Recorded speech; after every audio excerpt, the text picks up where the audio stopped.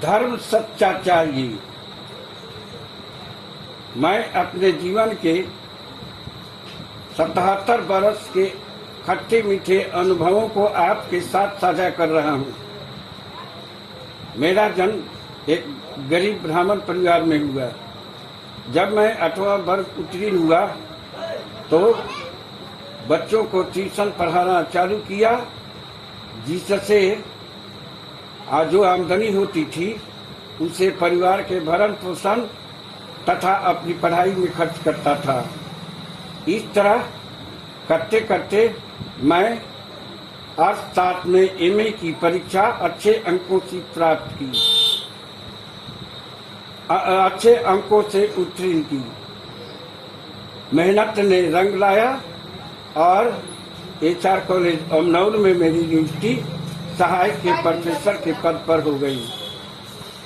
इसके बाद मेरी उन्नति प्रोफेसर के पद पर तथा प्राचार्य के पद पर भी हुई।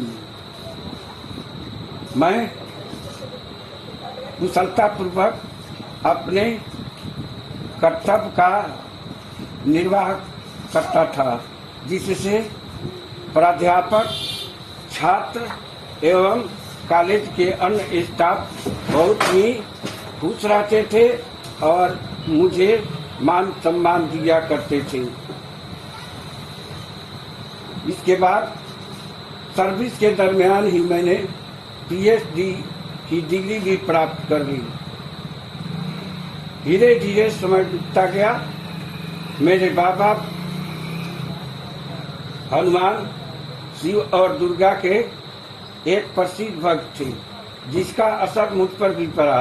मैं भी बचपन से हनुमान को गुरु और दुर्गा एवं शिव को आराध्य मानकर उनकी आराधना करने लगा। जीवन में मैंने अनेक गायत्री अनुष्ठान, दुर्गा सप्तशती पाठ, हनुमान चालीसा पाठ आदि का अनुष्ठान किया। अनेक स्थानों पर भी घूमा। कई धर्मों के ग्रंथों का अध्ययन किया, जिससे प्रभावित होकर के मैंने 7 पुस्तकें लिखी, जिनमें 5 पुस्तकें प्रकाशित हो चुकी हैं। 2 पुस्तकें प्रकाशन का इंतजार कर रही है। मैंने गांव के लोगों के कहने पर गांव में ही एक शिव दुर्गा हनुमान मंदिर का भी निर्माण किया। लेकिन इस सब करने के बावजूद भी मेरे जीवन में मुसीबतों के पहाड़ टूटकर मुझ पर गिरते रहे। जब मैं बच्चा ही था तो मेरे सर से बाबा जी और ईया जी का साया हट गया। अभी किशोरा अवस्था में ही प्रवेश किया था कि पिताजी भी मुझे सदा के लिए छोड़कर चले गए। इसके बाद मेरी शादी शांति देवी से हुई। वह पढ़ी लिखी नहीं थी, फिर भी मेहनती और गुणवान जरूर थी। इन लोगों के सहयोग से मैं आगे बढ़ता चला गया। इसी बीच भाई चंदेश्वर तिवारी को क्षय रोग हो गया। काफी इलाज के बावजूद भी वे भी नहीं बच पाए और काल के गाल में समा गए। कुछ वर्षों के बाद ही 3 पुत्रियों और एक भगिनी जिसे मैंने पाल रखा था, वह भी काल के गाल में चले गए। माता गौरी देवी और पत्नी तथा बड़ी बहू पूनम कुमारी के सहयोग से मैं आगे बढ़ता चला गया। लेकिन कुछ ही समय के बाद फिर आफत आ गया। माँ भी हमें रोते हुए छोड़कर सदा के लिए चली गई। इस बीच पूनम कुमारी मेरे बड़ी बहू की नौकरी कॉलेज में ही सहायक के पद पर हो गई। परिवार समय बीतता गया। कुछ आगे हम बढ़ रहे थे, तभी इसी बीच पत्नी शांति देवी बीमार पड़ी और इलाज के बावजूद भी वह बच नहीं पाई और उनका देहांत 27 जनवरी 2021 को हो गया। उस समय मेरा मन इस धर्म से विचलित हो गया, लेकिन धर्म करत में होके हान तबु न छोड़ो धर्म की बात, इस भावना के आधार पर मैं पहले की तरह ही पूजा पाठ वगैरह करता रहा। इसी बीच अभी पत्नी के गए हुए 2 महीना भी नहीं बीते थे कि मेरी बहू कैंसर से पीड़ित हो गई। लाखों रुपए इलाज में लगे। महामृत्युंजय मंत्र, गायत्री मंत्र, श्री दुर्गा सप्तशती का पाठ आदि पंडितों, ओझाओं और तांत्रिकों द्वारा किए गए, लेकिन कुछ भी इसका लाभ नहीं प्राप्त हुआ और अंततः मेरी बहू पूनम कुमारी मृत्यु के गोद में 29 जुलाई 2023 को चली गई। वह भी काफी धार्मिक थी और धर्म के कार्यों में मुझे सहयोग किया करती थी, लेकिन उनके 100 की दशा को देखकर बहुत ही तकलीफ होता है और दुख होता है। अगर आपसे इस सब बारे में कहूं तो आप भी रोते रोते लौट जाइएगा।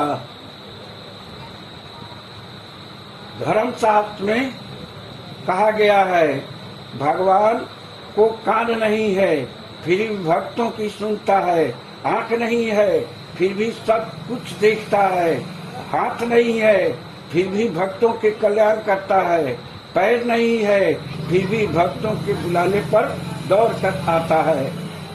इस संदर्भ में कई कथाएं भी हैं। एक कथा के अनुसार श्री कृष्ण जब गज ने उन्हें पुकारा तो वे आकर ग्राह का वध किए और गज को बचाया।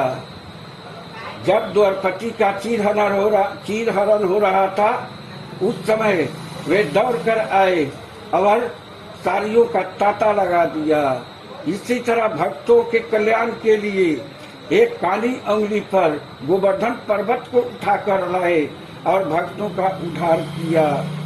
इसी तरह महाभारत के युग में एक समय ऐसा आया कि उन्होंने सूर्यास्त होने से ही रोक दिया।